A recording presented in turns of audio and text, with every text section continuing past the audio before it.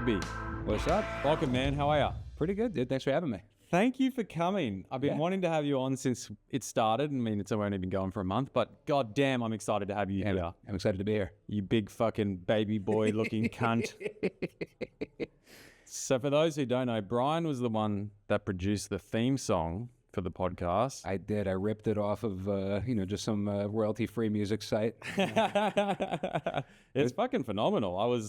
I knew you're good at comedy, and I knew that you did music, hence why I asked you to do it. But I never realized how talented you are at music. You play keys. Yeah, I did. For that, I did keys, guitar, bass, and then I programmed drums because I'm not a drummer. Jesus, mate. When did you start learning music?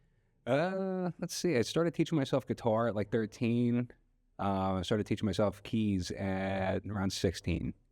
And then it's just like, instead of being social, I just kind of just did that all the time. And then you just get pretty good at it. And then started gigging at 16 and it just kind of took off from there. Were you in a band? Yeah, I was in a few, kind of just jumping around different bands. And then I eventually started leading my own project, and that took up, a majority of that amount of time. So were you in a band in high school? Yes. Did that get you laid? No. What? All the guys in bands always got pussy. Yeah, no, I mean, I was always in a relationship, but like, it was just like, I just like how I am, like, you didn't know, I don't talk about it. I didn't like do it at school. Yeah, okay. It was kind of like once I did like the talent show at some point, like, the senior talent show, and people were like, oh shit, he does that.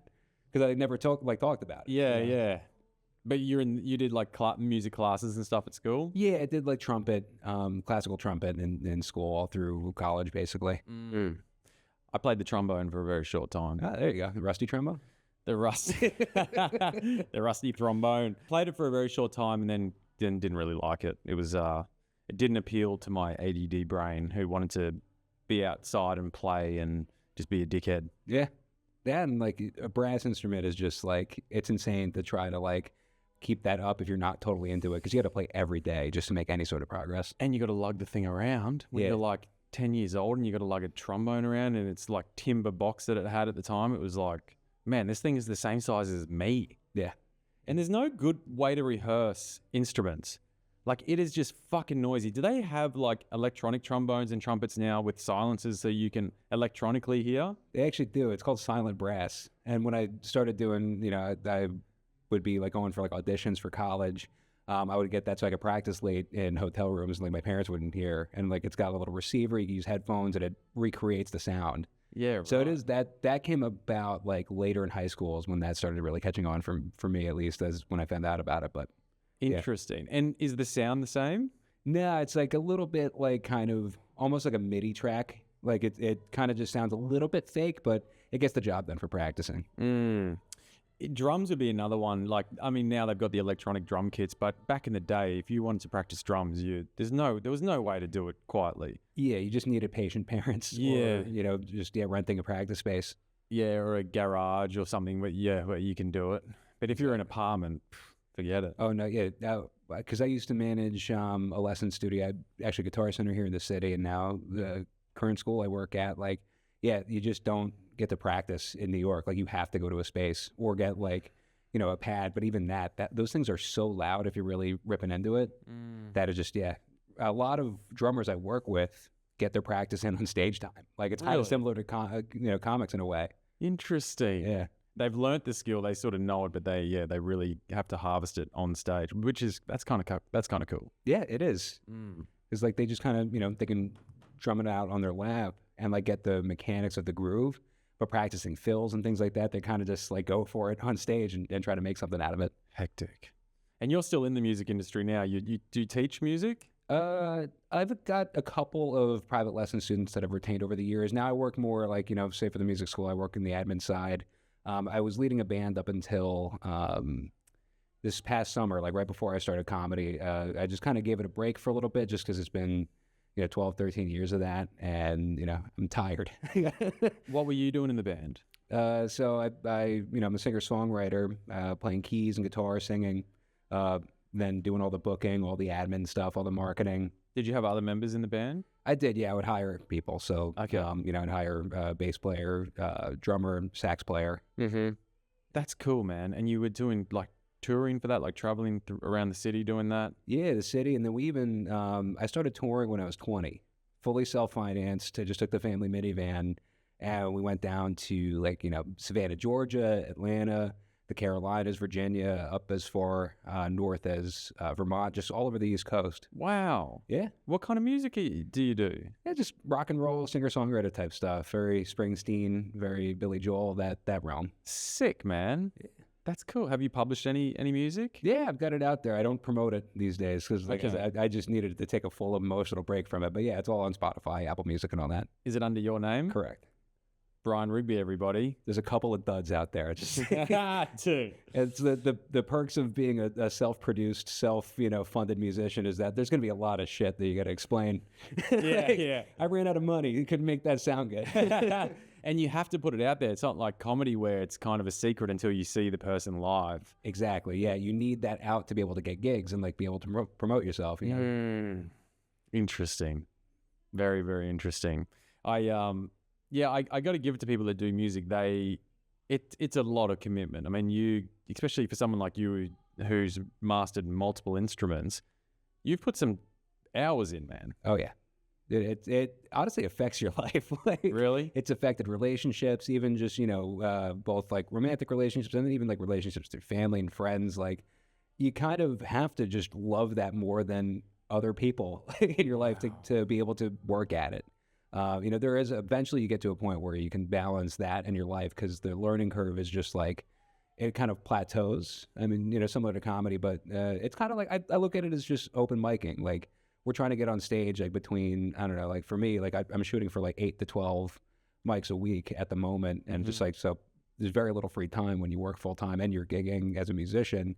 When you're learning instruments and you're just literally, they call it shedding, like you're going into the shed. Because musicians back in the day, they just go back into like their shed and kind of practice, so to speak, just until they couldn't anymore. Wow, you've got to almost make yourself recluse to the world it makes sense. Especially if you're doing multiple instruments. That's fucking insane, dude. It makes eye contact hard too after a while. Not used to being around people. That's probably your autism anyway, though. Yeah, a little bit. Do you miss touring? Like, that would have been pretty cool at 20 years old to be touring around. It was the greatest fucking thing. I love going on the road. I can't wait to hopefully get there with comedy because it's so much cheaper. But it was like, it was because you're not carting shit around. And you're paying guys. Like, I never had like that, oh, these are just my friends that I put up there. Like, I wanted to be good. So I had, hired professionals. We became friends and like, I had friend rates, but like, you still got to make sure that they're getting fed and, you can't get a professional to just sleep in your van. Like, you got to get them a hotel room. So it's like, there's a lot of overhead. I don't miss that part of it, but I miss the experience of touring. There's nothing like it of just like getting in the van with people that you love, the people that you love working with, and just hitting the road, just being, on the highway for 8 hours, unpacking, and then just like playing a ripping 3-hour show. Sometimes we would play even longer, like go overtime, 3.5, 4 hours. How did you even like find the places to get the gigs, to get paid, to like promote yourself? Like, how did you even know how to do that? Just from like starting local, like you just send out feelers to venues. You send them links to whatever you've got to promote yourself. And sometimes you have to send like 10, 15, 20 within one city just to get that one gig. Wow. But then you find the place and then you retain that. You try to just, work the best you can, get really friendly with them, and then they have you back. And then it becomes kind of like okay, I've got this anchor city. Then I can do the same thing, send out 15, 20 emails in another city close by to try to, get things going. That's cool, man. Yeah. That's an experience. I mean, that's so different. Like the conventional, typical way that people deal with like being 20 is they're either at university or doing a trade like I did in the workforce essentially, or very close to getting in the workforce. And you're actually out there following your dreams. Well, I was doing all three. I was in school, in university. Really? Yeah. You're an advisor too. And what were you studying? Music industry. I didn't go to class. I dropped out. Here we go. Maybe you shouldn't have said that. Yeah. Well, sorry, Ma. She's not listening. But then I was also working, like, to be able to pay for that because I took a $4,000 loss on my first 3-week tour. Wow. So At 20, yeah, okay, that's a hit. so I needed money to, finance that. So I worked like, at any given time, at least 2 day jobs, especially like over the summer when I was home from school. And then after I dropped out, I was working for at first a roofer. And then I started doing working for a tree service. Wait, you did roofing? Yeah, well, The whitest, baldest guy that I've seen in my whole life. You would have been like a freaking omelet after you came down from there. dude, yeah, it was in the dead of summer. I was just walking, carcinoma. Like, I was the guy because I was terrified of heights. So I didn't actually work up on the roof that much. You loaded everything up. So I put the shingles on my back because I was, strong, and then just brought it up there for the guys doing the actual work. You could walk up a ladder and dump it and walk back down. And I was shaking violently. I almost died on the ladder getting up there, but You must have got used to it after a while. no. Really? No. I still, heights I can't do. Oh man. And you picked a roofing job? It picked me. I didn't go out there. It was just like, I'm like, oh my God, I need money so bad. And it was just, And I'm going to pick the one job that I'm totally petrified of. it was just something that came my way. And they're like, you want to do this? I'm like, sure, let's bring it. That guy was actually nuts. He was, I'm not going to say his name because I think he's still alive, but he was like just a typical like Irish American. Like, I would get to his property where he had his like shop at like 6:30 in the morning and be already cracking open a Coors Light. Wow. He's just alternating Coors Light and water all day. What a guy. I bet he stank. I mean, he would also come out straight out of the shower in his like, in his like towel with like his balls flapping out of the bottom. Jesus. So he'd be like, all right, start down there and then get in the pickup truck and we'll see you at the job site. And like, just, he's a weird dude. I've worked with a lot of alcoholics and they stink. You can tell someone who's alcoholic because they're just fucking reek. Yeah. Like by the time the middle of the day is coming out and they're sweating, ugh. Yeah, it is a different stink. I will give you that. Yeah. Because everybody stank on that job because it's, Of course. roofing in July, but Blue collar work. yeah.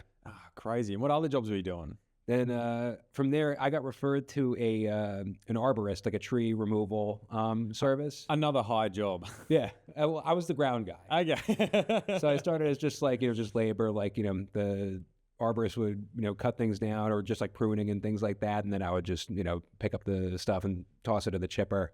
Then I became the ground rigger for him because I'm good at math, I guess. I don't know. I know how to kind of calculate angle, so to speak. So I would like, he would rig something with rope and I would drop it down and keep it out of houses. Gotcha. Yeah. There's an art to that. There is. I've seen some specific like videos of people sawing trees where they like notch it in sideways, then notch it vertical. And that creates like a pivot for the tree to fall Correct. in one way. And it's super cool. Yeah. Well, it's amazing. Like, just like after a hurricane, this is probably so interesting for you guys. They'll listen to what they're given. All right. That's right. This is great. You sit when we tell you. Yeah.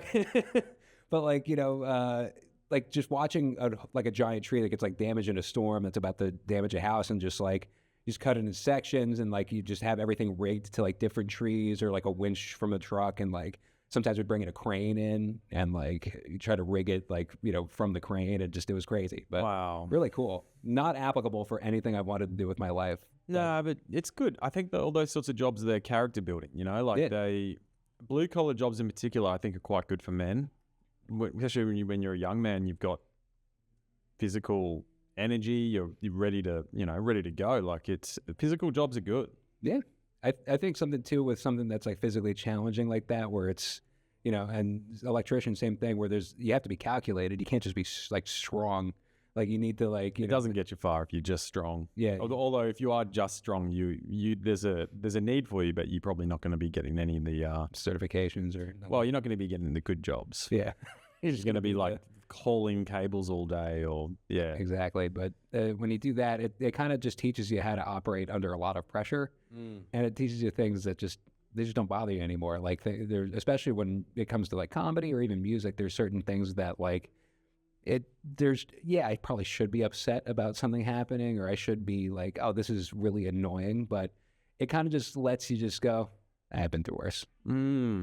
That's, I think, the most valuable thing. That's nice to have that hindsight. I can't say that I think like that all the time. I often just don't pull back into the reserves and be like, oh, I've done way worse than this. I can get through this. Often I'm just like, this fucking sucks. I'm in my head, blah, blah, blah, blah. This is so bad. Fuck me. Fuck my life. Sounds like you got to stop being a bitch, Cam. I'm trying to shake the negative part of me, but it's always going to be there. That self-criticism. Yeah, it's human. It is. So then after your years of crappy jobs, you're touring, then where were you? Like, give me a bit of a time map of sort of what you moved into then. Oh, so let's see. I was doing that, and I was working for a pharmacy at night. I would work the tree service, and then I worked deliveries and like as a cashier for like a family-run pharmacy. Jesus. That I started working at in high school, and doing both of those, and then gigging on like Thursday, Friday, Saturday nights. And then, Man, you're really hustling. dude, yeah, there's a reason I'm 28. Like, there's a reason I feel like I on days I look 40. It's because of just my past. But then I started dating this girl in college, and she was from Virginia. That's where I went to school. Moved down there. A buddy of mine at the time had a marketing agency that I, looked promising, and then I was trying to do some like concert promoting down there while gigging and try to do that so I can, live with her. Because at that point, my parents moved out of Jersey where I grew up, and it was just like, all right, let me just get a change of pace. Worked every job under the sun there. Did retail, worked for social services. I managed a liquor store. Jesus. And then, because the other things fell through, and then still all gigging, and so I was commuting from Virginia to New York to play actually right around the corner from here, Rockwood Music Hall, rest in peace. They just closed down. But Oh, no shit. I would drive 7 hours to play a 45-minute set at Rockwood Music Hall. And you get paid for that? No. I mean, Do it for the love. yeah, I mean, any gig in the city is rough financially just because there's so many people willing to play for free that there's no pay unless you're a cover band or something like that, or like a DJ. But for singer-songwriters, there's nothing. If you're playing a bar like outside of the city in the suburbs, usually you'll get like between $300 and $600 depending on Something the type of gig. But then after paying each guy $100 and travel and things like that, you're kind of just breaking even.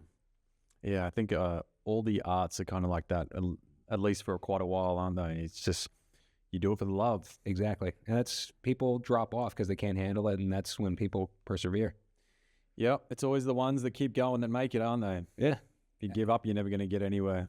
I say as I quit. Yeah. Being a singer-songwriter. Well, hopefully you're moving on to bigger and better pastures, but you're still doing music. It's not like Of course, yeah. It's just your passion now is comedy, isn't it? Yeah, as an artist, comedy, and then, I still contract out as a guitar player and keyboard player for other artists. Have you thought about integrating music into your comedy?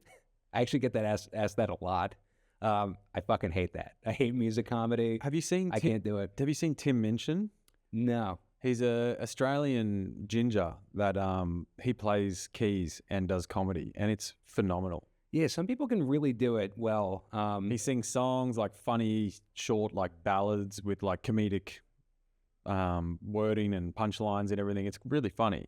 Gotcha. Yeah, I mean, there's some people that are probably great. It's just not my cup of tea. Yeah. Like I remember, do you know Bo Burnham? I'm not sure if he was big in Australia, but he came on the scene in like 2008 with a killer half-hour special on Comedy Central. You could probably get on like Paramount Plus or whatever, but like that was really cool for a second because it was very original type of music comedy. But then it just gets so old. It's hard to enjoy that ongoing for me. Yeah. So yeah, I've never found that interesting. Therefore, I've never wanted to do those together. Something that I do find interesting though are like actual like musical theater comedy, like The Producers by Mel Brooks.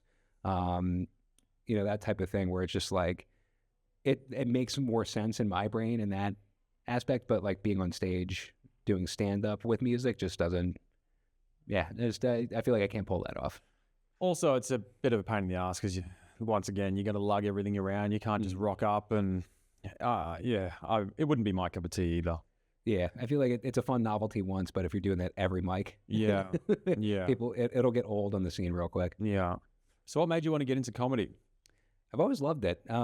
Since I've loved music, I've always been a fan of stand-up too. I was fortunate enough to grow up in a family that loved rock music and they loved comedy too. There was always a comedy special on TV that we'd watch together as a family. That's awesome. Yeah, and I've always loved it from there.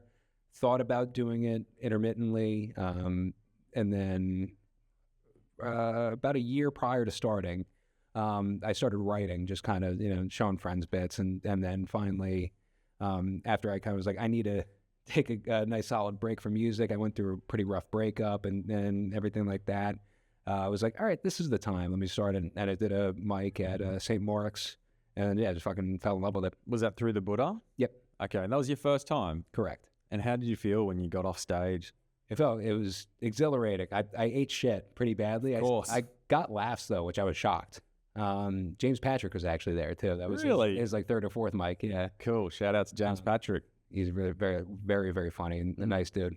But yeah, it was kind of just one of those things. Because I've been a performer for so long, I knew like exactly what I did wrong. And like I was kind of taking it like, very much, from like a very business-oriented mindset of just like, all right, what do I got to do? I recorded it and just listened to it over and over again to kind of see what to do next. Well, you've always kind of been like that since I've known you. You're very analytical when it comes to performing. And it's kind of like you've kind of got a bit of a no bullshit approach. Like you have fun, but you don't seem to let the emotion get involved too much. You kind of like take it for what it is, go, yep, that was good, blah, blah, blah, or I did well, or I didn't. But you nothing seems to phase you. You seem to be certainly elevated in that sense where you have had the miles on the stage. You have accepted that things can go well, things can go not so well, and you just accept it and move on. It's kind of refreshing, and you've been quite a positive influence on me. Like at times where I'm like, I fucking bombed, I suck. You're like, no, dude, you didn't. Like this bit was good, that was good. And you just got to work on that, and it's all good. Like just keep going. Like you're very practical and pragmatic about it. Yeah, thank you. I mean, you're hard on yourself. I think it's something I've noticed, but yeah, it's I do it in private for sure. I get back to my car and I'm just like, fuck. Here we go. The truth comes out. Yeah, that's when I analyze it. But it's just like, that's also, shout out Darren from Laughing Buddha. She gave me great advice. Just like take it one set at a time. Like, whether it's bad, like I bombed so badly in front of this gorgeous woman too. That was really interested in who came to the show. Worse. And and I was just like God damn it, like I suck at this, or like I forgot what I was going on about, and she was like, take it one set at a time. Yeah, wasn't great, but like you're gonna be back next week doing well. And and she said at the same time, like when you have a great set, same thing, take it one set at a time, don't dwell on it, whether it's good or bad. And yeah, I kind of took that to heart. Yeah, no, Darren's great. She's good. I want to get her on here as well. One of those days. Yeah. So you grew up in a household as an only child? No, I've got an older sister. Oh, you got an older sister? Yeah. How much older? 6 years, so I kind of was an only child. It's a bit of a gap. Yeah. Did you get along with her? Reasonably. Like, yeah, we were always at different phases of life completely. And I know, you're a triplet, so you were always together. Yeah. But yeah, it was like when I was in elementary school, she was in middle school. When I got to middle school, she was graduating high school. Done, yeah. And then, when she went to college, she like moved out basically. She would come back for a couple months at a time, but she went to grad school and moved to where she went to school in upstate New York. And just, so it's like we're close and like we have a pretty good relationship, but yeah, there's just that time and then also like the space. It's kind of like hard to be like, as close as say you guys would be. Yeah. But it's interesting, like you said, you grew up in a house and there's always comedy and always music being played. And that's cool that you have that sort of grounding, that backbone of being brought up with those influences around you. Like that's cool. Yeah. I mean, that's probably almost like the reason why you've gone in the path that you have because of your upbringing, right? Yeah, I would say. It's there was the influence of that. There was definitely some like discouragement to pursue it to a degree, as like any caring parent who they understand how difficult this life is, and they can't comprehend how your love for it can overcome that. Yeah. It's there's that part of it. I don't think my parents ever really wanted me to pursue a career in performing. I feel that. Yeah. And especially because you had a pretty staple job as an electrical foreman. Right? Yeah, and all my siblings all went to university. They all very like high achieving people. They all did very well at school. I did not. But yeah, I had that same sort of upbringing where it was like very important to have a job. Like your passions and your hobbies or your love interests sort of fall second to that. You've got to like get a job so that you can live in this world and provide in this world and support a family one day. But it doesn't leave a lot of room for expressing yourself artistically, you know, and that sort of falls second. So it does sort of make it hard to justify within yourself of doing something or following a dream, because you're like, oh, maybe I need to, you know, not park that for a little bit and do this now. And am I really doing the right thing? But I didn't think about doing anything creatively at all or artistically until I was in my late 20s. Like I didn't even think about doing stand-up until I was like 29. Wow. So it was like it was something that came to me later in life. I had no idea that it was even going to be in the ballpark for me. Gotcha. Yeah, it was very... especially coming from trade work, like, you know, being an electrician, it's funny. I find it shocking when someone like yourself is doing something creative, like not like any sort of like, you know, talking down. It's just like a lot of people in those jobs, it takes a lot of energy and focus, and you kind of want to have to do that job like that. You need to be not emotionally attached, but like you need to be very driven to excel in a field like that. And like, it's funny seeing somebody coming from that field and having a passion that they pursue that's like creative. Yeah. It's also very like analytical and very just like, I do this and it equals this. Whereas what we do is very abstract, and like there's no guarantee of success when you get on stage. It's very funny to see that. It's completely different. And I mean, I was really good at my job and I really enjoyed it, but it did take everything from me. Like I always, especially doing more leadership roles later on in my career, that was everything. And that was usually like 6 days a week. That took all my time, and it didn't really, I knew that there was something more to be discovered. I always had this sense of like, there's got to be more to life than this. I always had that sense of like feeling quite unsettled, going, what is this? Why? What? There's something in me that wanted to chase something bigger and better. And maybe everyone feels like that. I'm not too sure, but certainly not everyone acts on that, you know? So I'm certainly a bit of an anomaly amongst my friends. I think I'm the only one that I know. I could be wrong by this, but I think I'm the only one that I know in my circle, my quite a broad circle, that has completely left the industry to try and chase something different.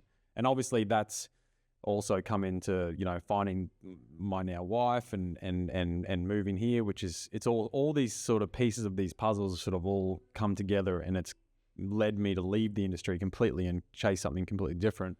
But I would have never thought this in my mid to late 20s that I would ever be here doing comedy, doing a podcast with you, and trying to step out into a new life and a new career. It's a completely 180 from what I'm used to, where I'm at now. Gets your nips hard, doesn't it? It does. Dude, no, I'm not even being funny. Like, it does. Just like, that sounds, even just that sentence, which, brilliant writer. If you haven't checked out his book, it's a great listen. And I just outed myself as being illiterate, but like, thank you. I listened to the audiobook, but thank you. It's a great book. No, like that sentence of just like, you know, just that arc exhilarates me. That was just like, I got like a little bit chills just hearing that. Cause yeah, that sounds fucking awesome. I'm going to write a book about it one day. Like, once this journey gets, once I'm in a place where I'm really happy with, I'll write a book about it. Cause I do think it's a good story to be told. I think I respect anyone that tries to change their life or better their life, for better or worse. And it is hard. And I give it to anyone that's trying to change their career or wants to pursue something else. You can do it. Everyone can do it, but it is hard. You have to step away. You have to eat shit. You have to swallow your pride, let go of your ego a little bit, let go of money, let go of all the familiar things that you think make you happy, all these things that you think are going to fulfill you, which they don't, all the materialistic things that come with working, owning properties, doing all that sort of stuff. You have to let it go. You got to go, all right, I'm going to have to just be satisfied with very little right now. Yeah.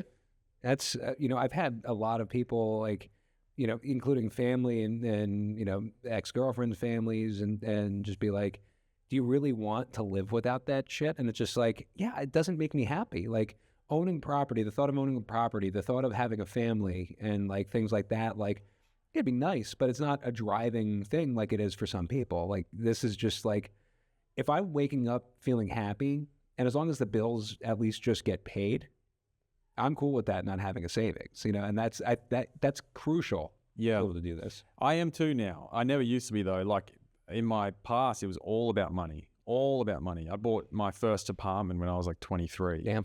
I bought a house when I was 26. I renovated that place. And then as soon as I renovated it and I sold it, went to buy another one. And I'd split up with a girlfriend at the time. I actually had an offer in to buy 4 apartments, a small apartment block. And they accepted my offer. And just before it settled, I pulled out. And which is probably, honestly, financially, one of the dumbest things I ever did. Because that apartment block would be worth 3 times what I paid for then. 100%. Now. Then subsequently put my money in crypto and lost over 200,000 on crypto. That makes me want to have diarrhea in this seat right now. Dude, so much money. It's so much money. Oh my God. And the coin that I put all my money in, like I pulled it all out and I spent some of it traveling over the last few years and living off it. Because I've been sort of pretty transient over the last few years. But the coin that I originally put it in has had like a massive boom in the last 3 weeks. And I would now be a millionaire with that money if it was still in there. So twice I've missed out on really good. Anyway, long story short, A lot of what ifs. there is always that part of you that goes, fuck, what have I done? But now what I've come to terms with is like, well, that money was never mine. And the money that I make in the future is going to be money that have made by doing something that I love. Yep. And then therefore it's all worth it. But you can have it all 1 minute and lose it all the next. And I mean, I don't know what the fucking secret to this life is. I don't know what the fuck I'm doing. Honestly, most of the time I feel like a fucking idiot. But I still have come to terms with the fact that even a bad day doing this is still better than a good day at home. Yeah, 100%. It really is. Like a bad day of following what you love and what you feel aligned to is still way, way more pursuing than just being comfortable. Yeah. Being able to like, yeah. I actually had this realization because I was working for social services down in Virginia, and my girlfriend, who at the time I loved her, she was great, and we were kind of having those talks of getting our life kind of just together. I was 22, 23 at the time, which is early for up here, but down there that's like you're 50, and like I get that. This Similar at home, yeah. Okay, yeah, it's like same thing. Like I'm like the kind of rural part. It's yeah, people kind of settle down a little earlier in Australia, I think, than New York in particular. Probably most places people settle down more than New York. Yeah, New York, it's just like I've got friends who are in their late 30s that you wouldn't even be able to tell lifestyle wise. Yeah. But I had this realization. It was kind of this daydream I had sitting at my desk of just like me being just severely overweight, bald, too late, and like just like having 2 kids. We're also just like just kind of there, having my girlfriend at the time as like my wife in the daydream, and just this very crippling normalcy that just bothered me so much. It kind of gave me the chills, and I was just that was a realization I needed to get back here from Virginia.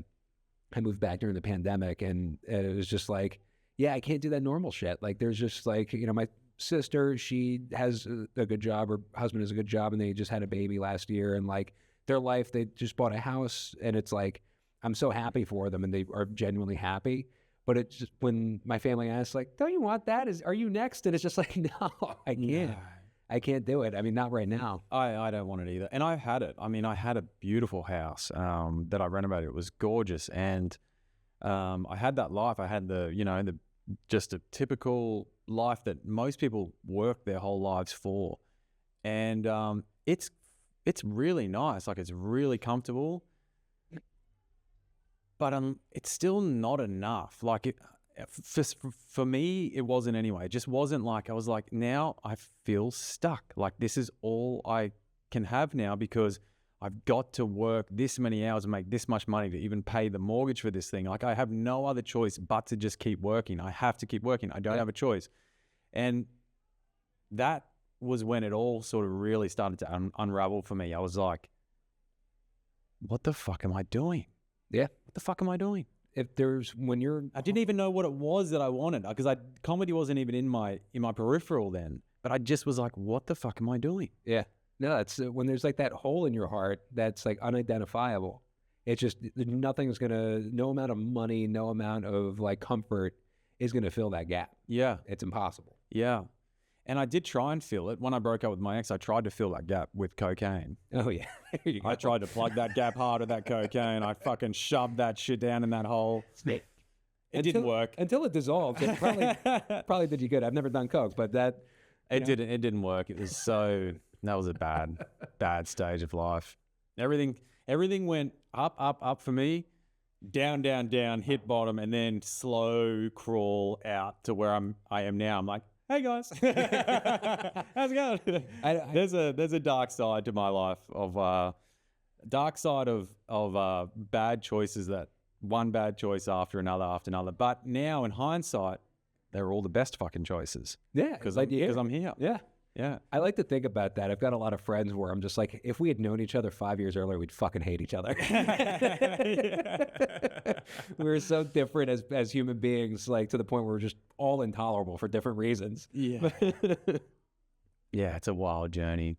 What's something that you've looked back on your life that has been like really instrumental, like something that that maybe a mistake or something that you've done, a lesson that you've learned from a decision you made that maybe didn't go well or went really well, and you're like, holy fuck? A lot. Yeah. So many things. I just like had a 1,000-yard stare when you asked that. Oh my God, dude, there's just been so many. It's not even my decision. I'm actually a very boring, like centered person. I'm not chaotic by nature. I've never done drugs. I don't even drink, and I never have. You've never drank? Never. So you never even just had a beer? No. All right, well, we'll go back to the last question. Okay. Let's stick with this for 1 sec. How were you a human being when everyone's going to parties and drinking and being an absolute dickhead, and you were like, no, I'm not going to drink? Childhood trauma. No, I mean, like, you know, that's a very mature thing to decide on. Like, that's...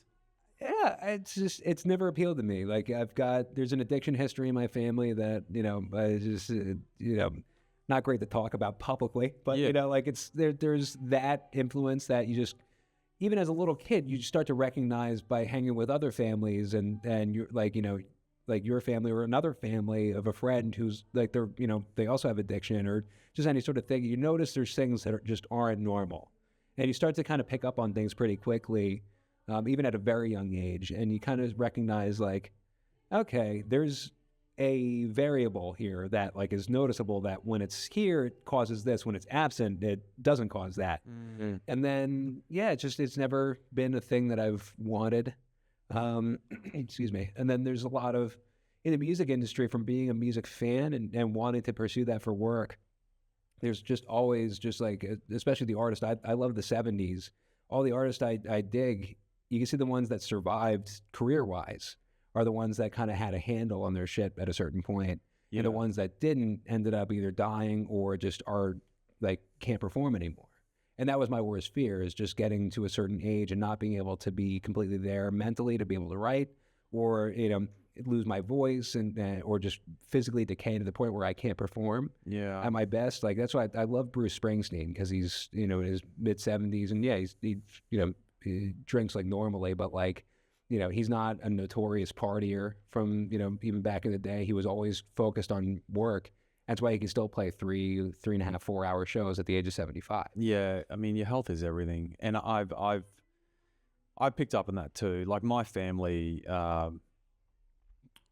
we've got a bit of a drinking family. We love a drink, and we can push it pretty hard, pretty damn hard. And I'm no exception to that. I don't have much of an off switch. Like, once I'm enjoying it, I'm in the hang, I'm like in the vibe, I'm like, let's fucking keep going, and I'm not stopping until I'm nearly fucking blackout. And so I've realized within myself, if I want to go anywhere with this, I need to have a very tight handle on that. Yeah, dude. I mean, you look at the, you know, the professionals who are like, you know, have 20 years experience on us. A lot of them are sober now. You know, like even we've talked about Jim Jeffries. Jim Jeffries is one of my favorite comics of all time. Even he gave up. Like most of his material is about drinking and doing coke, and like he's given it up in recent years. I've noticed that too. A lot of comics that I follow now are completely sober. Like Jeff Dye. I don't know if you know him. I know the name, but I don't know his material. He's a comic that I really love as well, and I recently found out he's sober. And I think it's for some people it's probably pretty necessary. Yeah. It's not. It's like drinking for me was never the issue. It was everything else that came with that. It was like the wanting to then do drugs, like wanting to then go buy cocaine or smoke myself stupid with weed or go buy cigarettes, and just it was like it would just ignite this self-destructive part of me that just basically wanted to die. I think it was like my ego wants to kill my ego wants to kill me. I have this like suspicion, like in a sense, like my ego likes to party, but it wants me to die at the same time. I don't know if that makes sense. Yeah, no, you just got a radical fucking ego. Yeah, he's a unit. And if I feed him anything, it just ignites this like, let's fucking go. Let's keep going. Yeah. I mean, I got that too. I mean, like, you know, especially once I started touring, it was just all you know, all bets were off. Like caffeine is something that I need. It's like, you know, even though it sounds silly, I know people like, you know, I get headaches. It's like, I am a bastard before I've had at least like 400 milligrams of caffeine. And I've got like, I usually do, I'm trying to slow down more recently, but I'm still doing 800 milligrams. I do up to like 1,200 milligrams of caffeine. Put that into perspective. What's like a standard coffee? Just a normal, like, you know, 10-ounce cup of coffee is like 85 milligrams, give or take. And you're not getting up and going until you've had like 400 milligrams? Yeah, like so that's like 5-6 cups of coffee. Yeah, I'll make something. If I make coffee, when I had my old place, I had a little mocha pot. I would make Cuban coffee. Yeah, because that's just like, you know, just basically just Coke. Yeah, yeah. In coffee form, and then I'll have like a cold brew because that's higher caffeine, and I'll get like, you know, at least 2 of those in the morning. Jesus. And like, you know, just keep going. Even right now, sweets, it's the same thing. There's literally a cookie at the other end of this table right now waiting for me. I called it my good boy cookie before we started.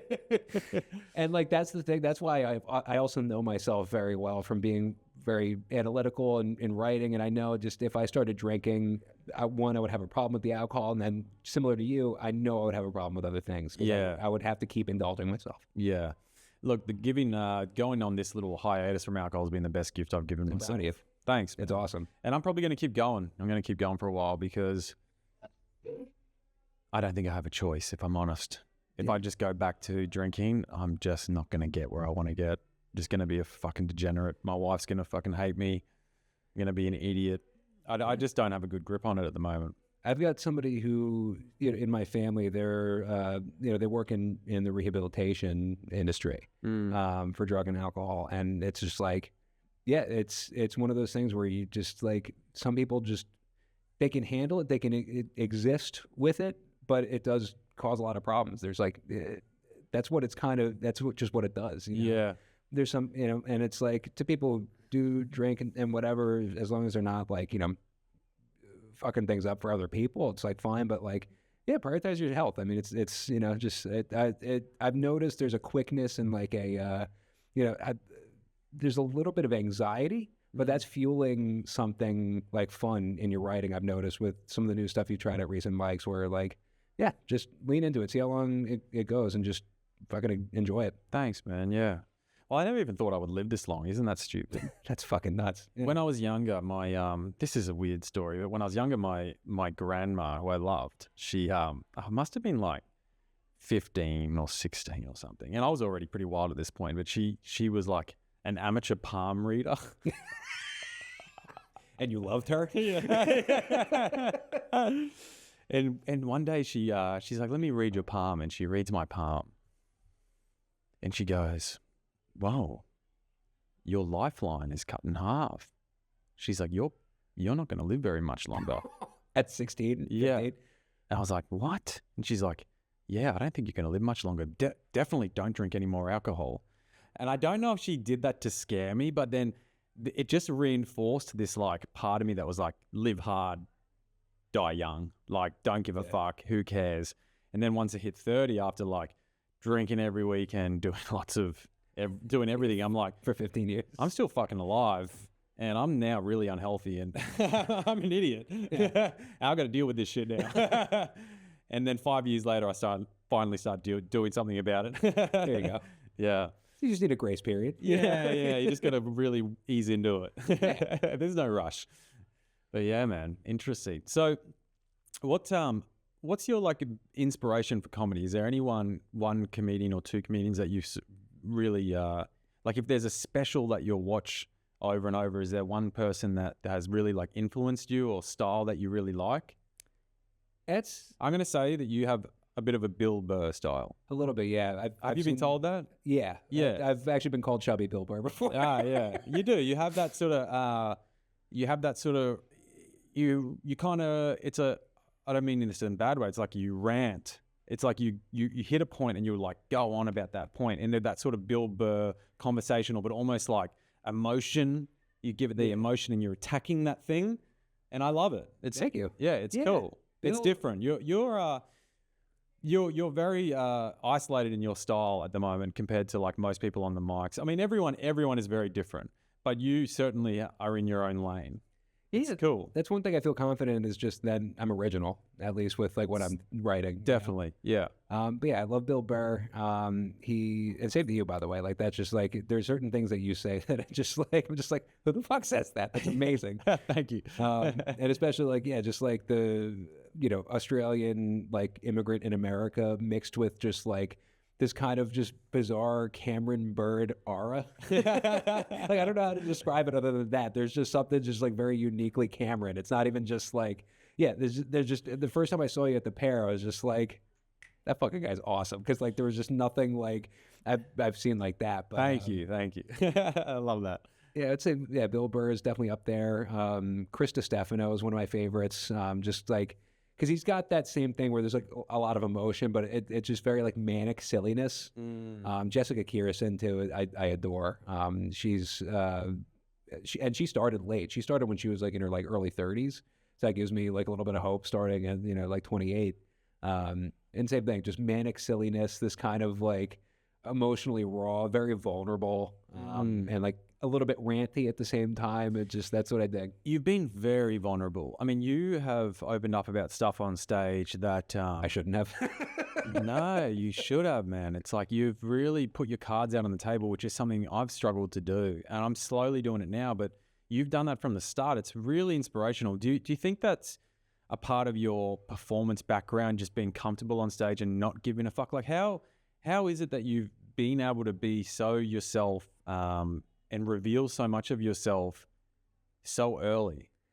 I think it's more so not from performing, but from writing. And I think performing what I write, like as a songwriter, my songwriting is obviously very different than my comic voice, but there's a lot of emotionally raw things that I've explored in my music writing that's just like, it's very emotionally like negative, I would say. It's just like, there's a lot of things like, as a person, I'm much like more how I am on stage with comedy. I'm very silly and like, there's some dark matter to it, but it's like, I try to just do it with a smile and laugh.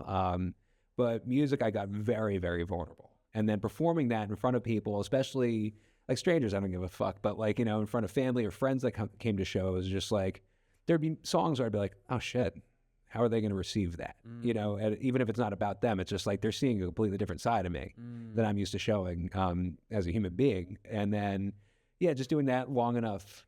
Comedy is just kind of like, I think it helps that I didn't know you guys really at first, at being new. There's part of that did limit me a little bit in what I would explore, but part of me was just like, I just don't go to this mic anymore. If they find me that weird. It's just a combination of both of those things. Nah, you're killing it. Thank you, dude. So give me a story. I want to hear a story. Give me a story, a transformative story. Oh yeah, fuck. Let's see. Something that got me like into comedy, or just in general? Just whatever. Just something that a moment in life that a hardship or a good ship, if that's even a word, that gave you a kick in the butt and a lesson in life. I'd say the breakup that I mentioned earlier. We were together for 7 years. Lived together on and off. We're long distance for half of it when I moved up here.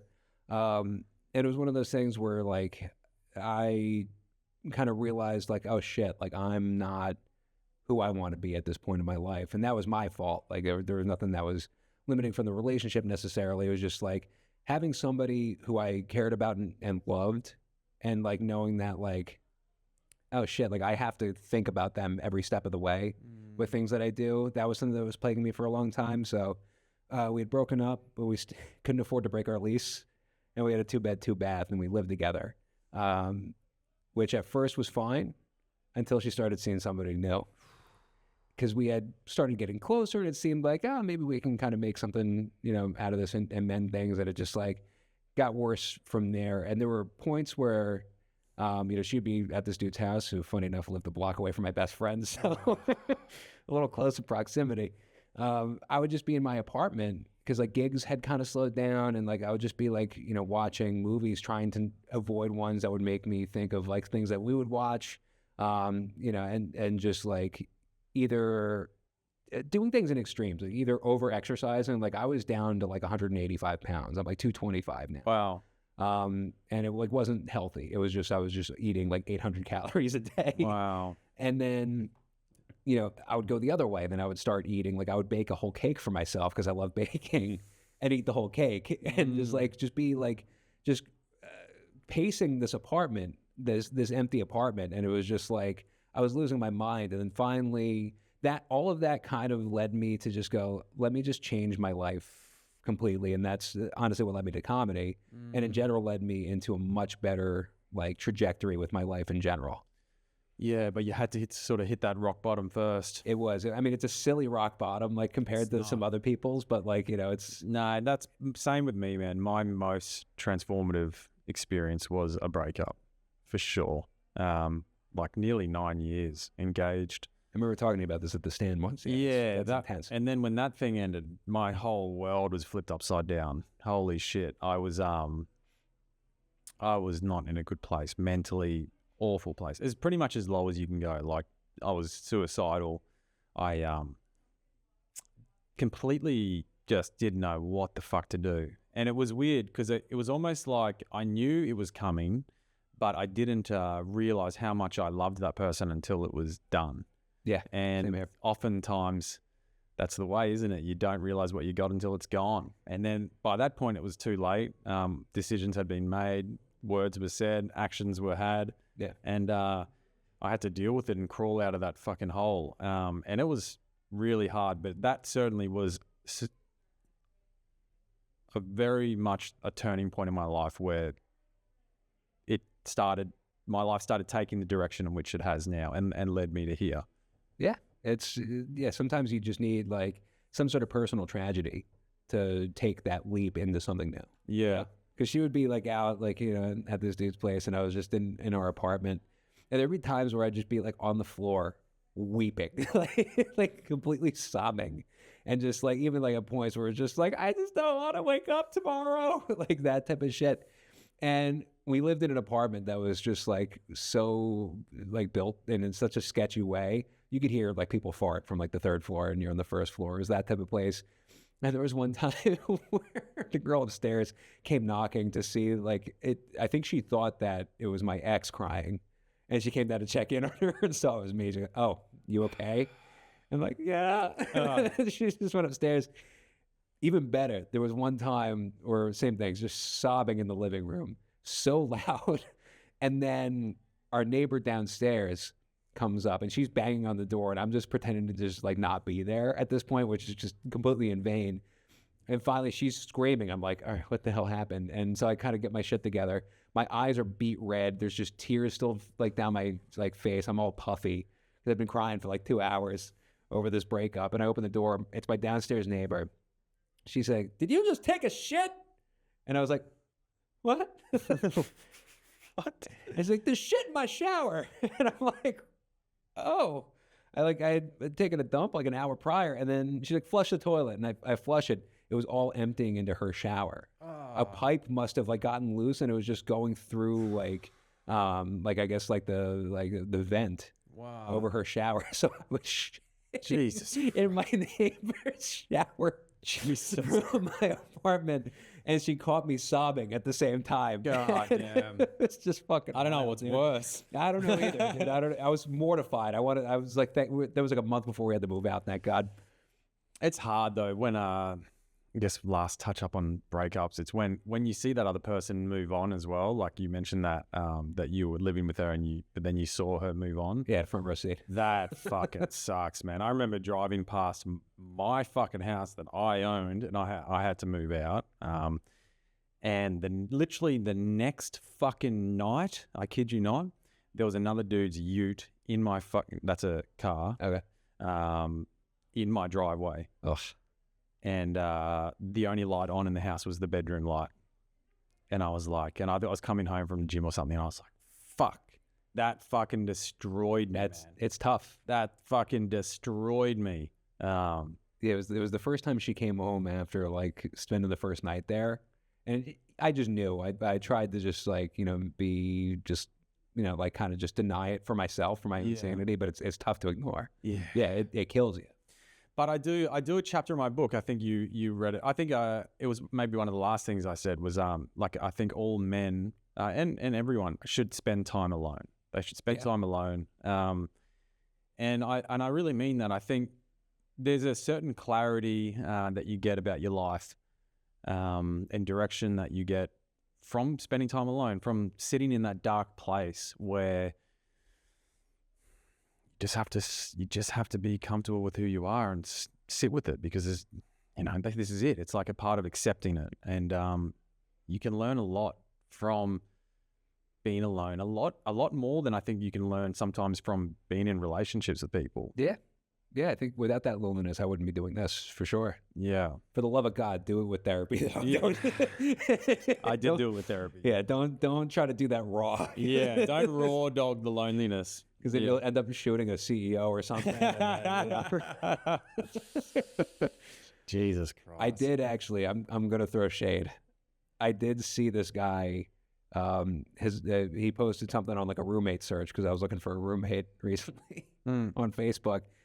The apartment's disgusting. So, it's just chaos. And that makes me so happy. Really? That's so funny. It's just like, oh, that's where she's been. Yuck. Good riddance. Yeah. God. It's crazy. That's crazy. Yeah, do it with therapy. Do it with therapy. Don't take me back to those times, I swear to God. But yeah, man, crazy. So, where are you living now? You're not in the city, are you? No, I'm since the breakup, I needed to like move home to have some sort of structure, and I wanted to save money, get rid of some debt before I moved back. So I moved in with my parents in Bethlehem, Pennsylvania. Bethlehem. Yeah, What a name.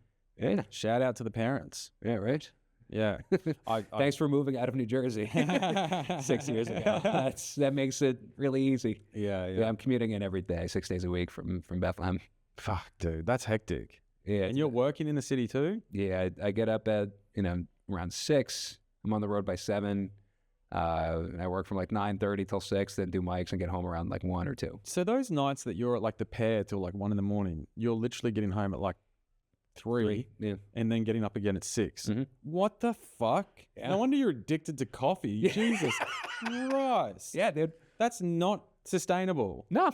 You know that's not good for your health. No shit.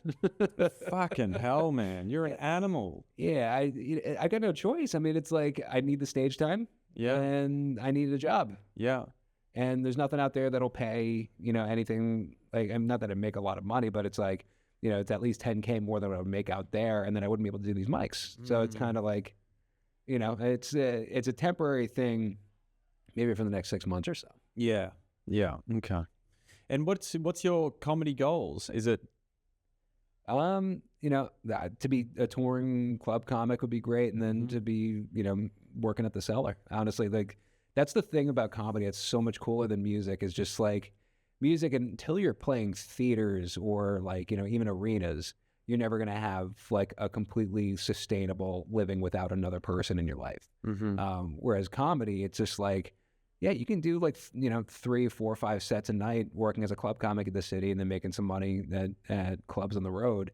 And it's not going to be a grand living, but like you can do it. And Yeah. like that's that's where my head's at. I used to, with music, get a little bit too like, I need to shoot for like, the garden. Like that's like, I'm never going to be happy until I get, to that level. Especially arena concerts are just like the most fun thing in my opinion. Yeah. And that to me was like, just that was my first concert, was Billy Joel at the Garden. Wow. Like that kind of set the standard of like, That's Madison Square Garden, if anyone. oh yeah, sorry, MSG. I'm a local kid. Yeah. But but like until like you get there, and that's not a tangible goal, especially nowadays for singer-songwriters. So it's just like, that's a fever dream. Whereas I mean, you'd probably make a lot more money if you're a really good professional musician. yeah, I mean, like if you're in a wedding band or doing like things like that, yeah, you can make a very handsome living teaching. But as a singer-songwriter, it's just It's tough, just, man. But that's what I love about comedy, is it's lowered my, not bar, but it's just like it's just a lot more of a real thing that I'm shooting for. It's keeping me more like, happy, just knowing that like, oh, I just want to be a club comic. Yeah. And like whatever happens beyond that, fuck yeah, that's awesome. But like I just want to make my living making people laugh. Yeah. And that's like, yeah, that's changed my perspective on life drastically. Yeah. Yeah. I'm the same. That's my goal, is to just be able to do this and get paid to do it. I'd love to be able to perform at the Cellar one day. I'd love to be I already have. Yeah, One set. the showcase. Yeah, that doesn't count. That's through a course. But I would love to just get paid to do this. This is the only thing I want to do now. Yeah. And it's like it's really refreshing to be in this stage of my life and know what I want to do and actually be certain of that for the first time. Yeah. And I don't want to do anything else. Like I want to do this podcast and grow this, and I want to do comedy, and that's enough. What's fun about it is just not thinking about, oh, I can't wait to retire one day. Isn't that a blessing with this? It's just like, you can see yourself doing this until you die. I'll never retire. Yeah. I'll never retire from comedy. I even said that to someone last night. I was like, I'm going to do this forever. There is no, until I can't. Yeah. Yeah. I fucking love it. That's amazing. There's nothing else like that. Even somebody who loves their office job, you're always looking forward to that day you can't. Yeah. Or that you're just like, you're forced to retire or like whatever. And then you get your last 10, 15 years on the golf course, like we just, yeah. It's so different, isn't it? I just thought of that. Like when you're working in your 9 to 5, you're thinking about getting to the end of that day. Yeah. You're thinking about knocking the fuck off. You're looking forward to the weekend. But now that this is the job that I'm doing, I look forward to my job. Like I look forward to work. I look forward to the shows. I look forward to the mics. Yeah. It's so different, isn't it? Yeah, dude. When I finish, even on like Saturdays, last Saturday I did 4 mics. And I'm like, fuck, why can't I do a 5th one?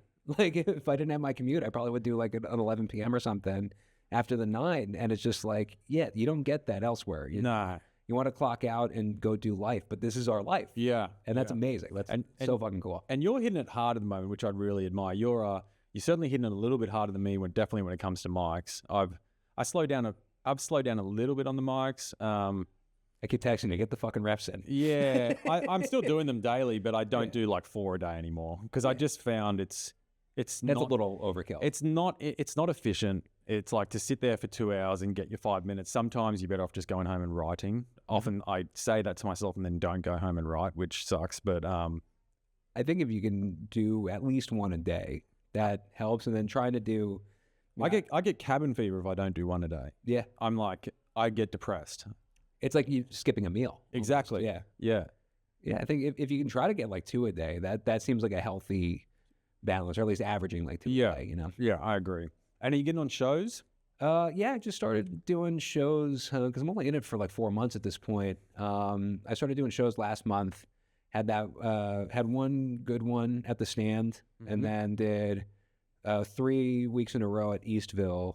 One of which I bombed horribly, and then the other 2 went really well. Yeah. And then I'm trying to get some like hosting stuff on mics. Trying to get some stage time through that way. What mics are you going to host? Don't know yet. Still working on that. Through the Buddha? Yeah. Okay, I put my name down as well. They've given me 3 options for spots. They gave me the Monday at St. Mark's at 6, Nice. Thursday and Friday at Eastville at 6. Okay, sick. But I'm tossing around whether or not that's where I want to go with it, because this is taking up a bit of my time at the moment. I really want to concentrate on the podcast in my spare time. I want to publish 2 a week next year. I want to do a Monday and a Thursday publish. And then obviously comedy. And I'm like, do I want to do hosting? I keep asking myself, would I be a good host? Is that what I want to do? Because I'm not very high energy up there. I think hosting, you've got to be like really, really high energy. I think I could be.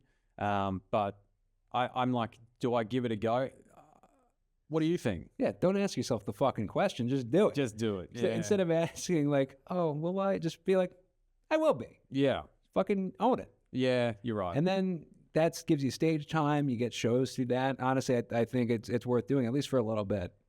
I say go for it. As much stage time as you possibly can get. I'm all for it. Yeah. I mean, getting on shows is all I want to do. Yeah. If I could fucking get on shows. That's a good way to do it. We've been lucky. I've actually gone on quite a few, which is really nice. Yeah, no, you've been killing it. Seeing you actually especially the one show I caught at Whiskey Cellar, Harrison and Joe's show. Shout out to those guys at Plan B Comedy. Seeing you actually be able to fill 8 minutes instead of being cut down to 4.5, 5 was really cool. Yeah, thanks, man. I've done 2 shows this week and they're both 10 minutes, and that was piece of piss. Nice. It was really, really good, and I got to show both sides of my comedy, which is one show I did 5 minutes of bits, short bits, 8 or 9 bits, and then I did a 5-minute story. Nice. And we were just talking about that. Yeah, it was stories. It was great. It was so I sort of got to do.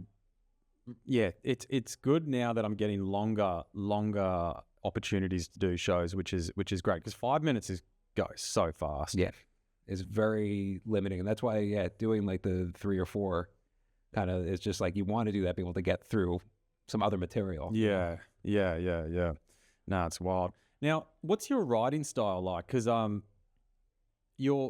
you're a good writer, Thank you. And you kind of, when you're bringing out a new bit, you've kind of worked out the punches, but it's in a very storytelling sort of way that you do your comedy. So do you have everything pre-written and rehearsed, or is it do you have the main points sort of rehearsed and memorized, but you sort of link those punches with, how deliberate is everything you're saying that is pre-written and rehearsed, or is it sort of a bit loose when you're up there? I would say, I get up there as prepared as possible, just to maximize the time, and, just optimize basically the usage of the time. So when I write a joke, I'll write out, kind of the arc, so to speak, the story, because referencing back to Mel Brooks, is one of my favorite comic writers. Even though it's a different medium in movies, he says in his book, always have the story killer, because that otherwise the jokes don't always land, and you want to guarantee that. Yeah. How many Zins have you gone through, by the way? Yeah. But that is my first thing, and then I try to just get as many punchlines in there as possible. Yeah. And then because of my long commute, I'll just rehearse it 5, 6, up to 10 times in the car. That's good. And, just getting that, so that way I don't have to worry about tripping over my words. And then if I have some other little punches that I think of on the spot, I can comfortably do that because the structure is there. Yeah, gotcha. So that's my approach, and that's kind of the music training in me of just let me get as prepared as possible, know the songs to a T. So that way, if I go off script a little bit, I'm fully comfortable and I know where I'm at. You can bring yourself back. Yeah. Yeah. And then there's every once in a while, if I did 2 or 3 mics and they all go good, and I'm kind of having an experimental one, the 4th, then I'll just kind of just do shit that I just wrote down in between mics, and that's usually not. It never goes well. No. So I just try not to do that, but I'll do it occasionally. I do that a lot more now. I just riff, but it never goes well. It never goes bad, but it just, if you don't have it worked out somewhat before you get up there, God doesn't often give you the best inspiration in that moment, does he? You kind of have to work for it. Nothing's free. Exactly, yeah. And it's even though this is not exactly a stick and ball sport, or so to speak, or it's not, something like playing an instrument, it still does require practice. I think that just doing that, that preparation ahead of time it helps a ton. Yeah. Especially if you're limited on stage time. Yeah, yeah. Now, guys, I don't know if you're going to be able to hear this, but there's a concert getting played in the background. I don't know if you're wondering what the background noise is, if you can hear it. We probably won't know until we listen to it back, but there is a Christmas concert being played in the background, and it's Thank Christ. I thought that was just in my head. Yeah. Whew, glad you said something, Cam. Jesus, it's full on. They're having fun. They're having fun out there. I'm having fun in here. Me too.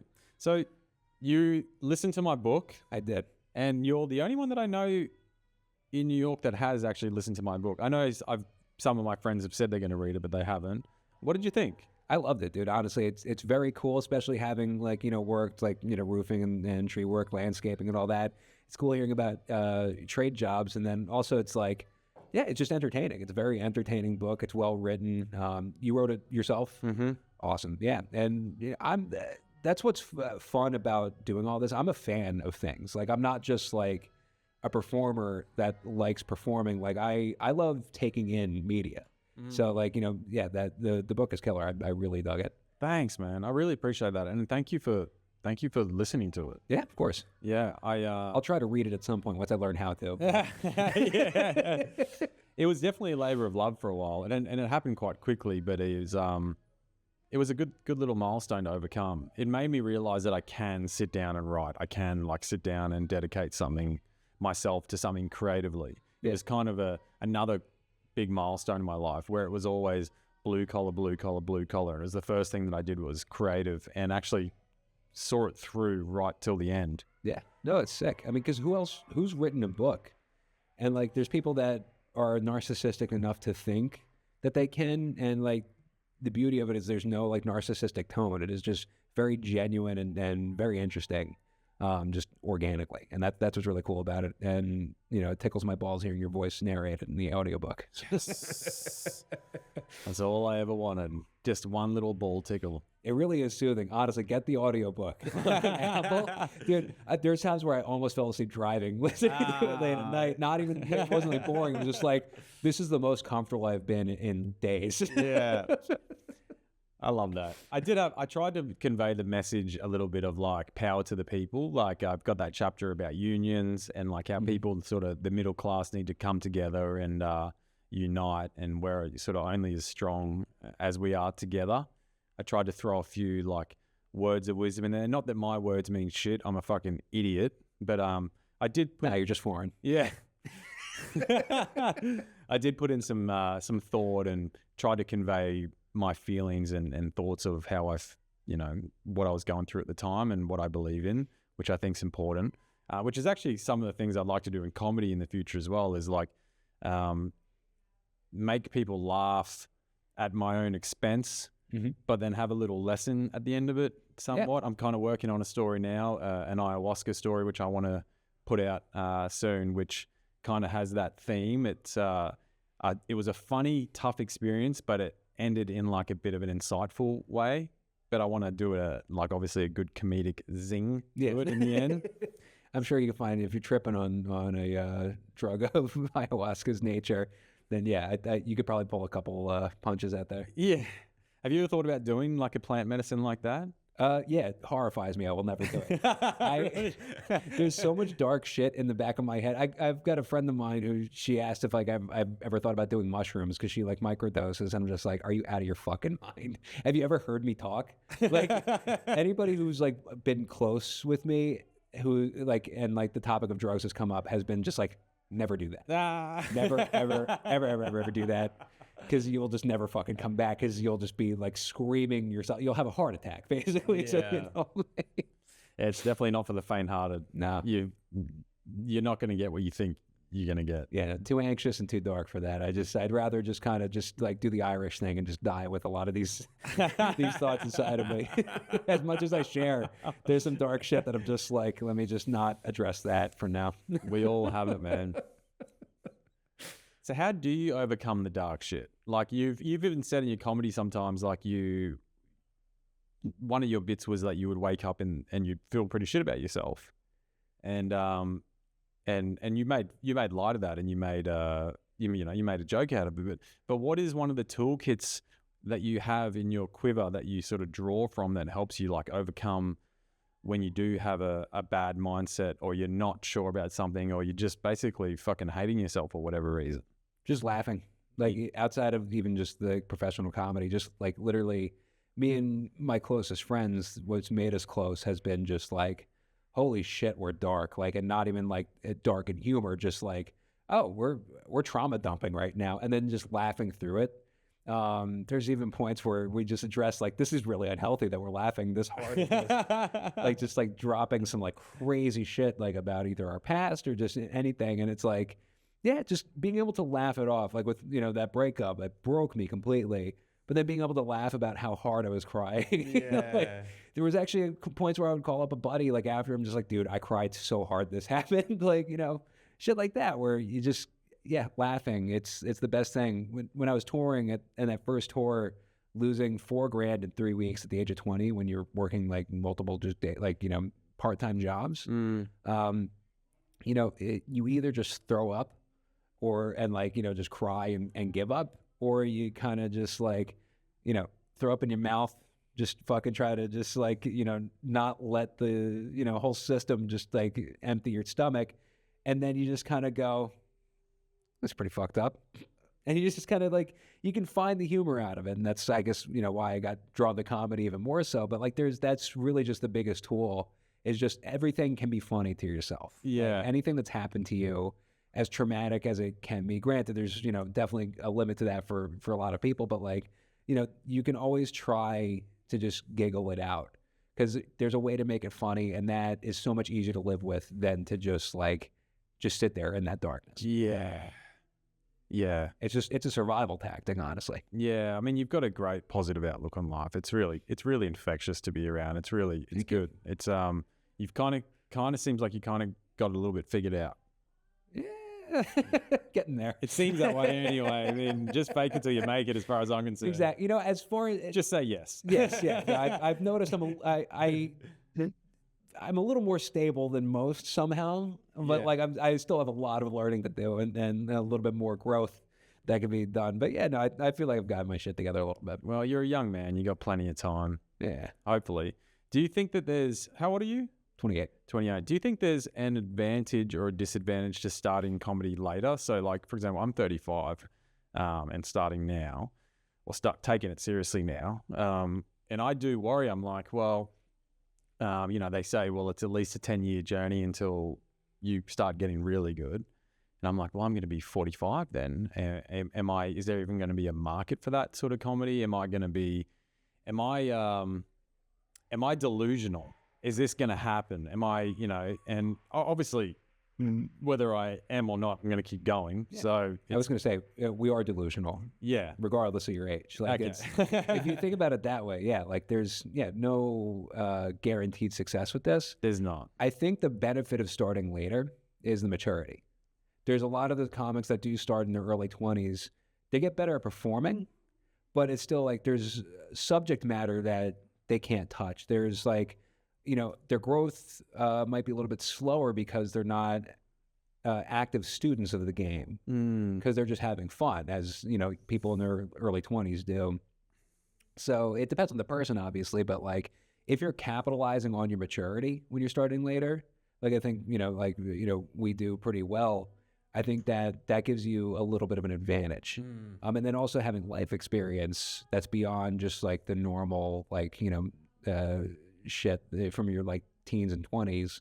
I think having lived a little bit more gives you more to pull from, and that allows you to kind of expand your palette, so to speak, and talk some different shit out than a lot of people out on the scene. Because you start to notice there's a lot of younger comics that stick to a couple of like generic topics. Like it's always like, like dating apps and drinking. There's not a lot of diversity. And like, granted, like I said, there's always a few people who go against the grain in a cool way. Yeah. But like, I think generally speaking that gives people starting later a little bit of an upper hand. Yeah. Yeah. But it depends on how you capitalize on it. Yeah. I still do believe though, if the earlier you can get into something like this, the better. If you're in your early 20s and you do want to start comedy, I would say fucking go for it. Of course, yeah. Start as soon as you get the itch. Yeah.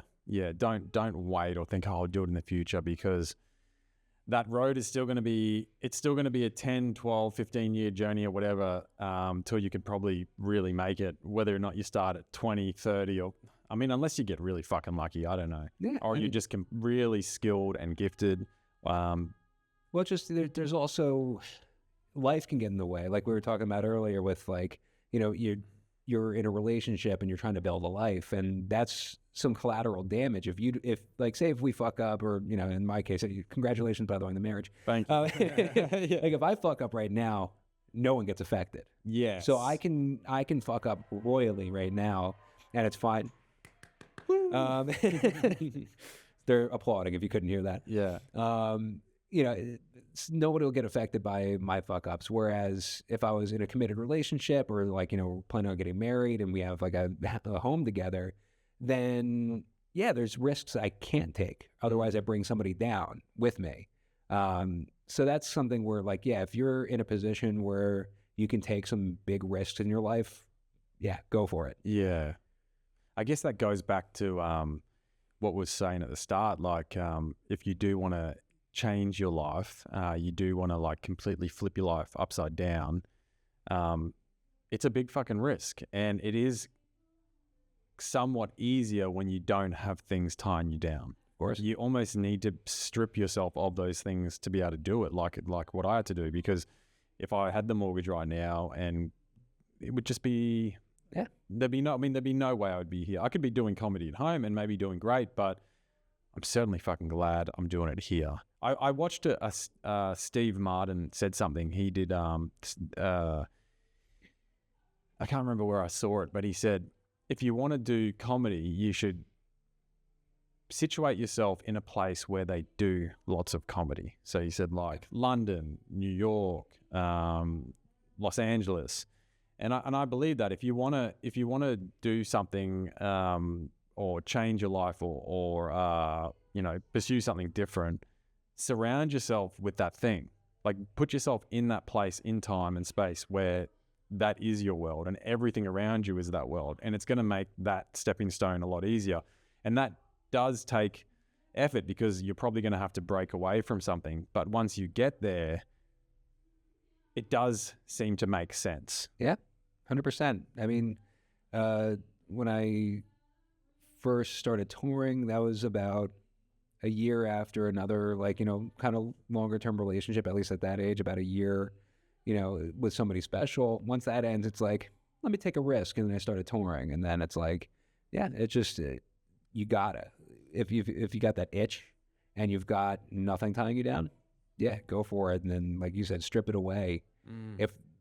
Because when you have the urge to do something like what we do, you can't ignore it. The longer you ignore it, the more resentful you get towards the other shit that you know, even though it didn't block you, you letting it kind of block you, you become resentful towards those things, and it's impossible, and it's shitty to, like, you know, have that resentment, but, you know. Yeah, I 100% hear. Well, mate, we're just about out of time. Is there any plugs? Can we plug anything for you? Have you got any shows coming up? What's your Instagram? Yeah. Give me your channels. Yeah, Brian Rigby Comedy on Instagram. The music one's not really active, but that's linked there as well. Just, you know, in my bio.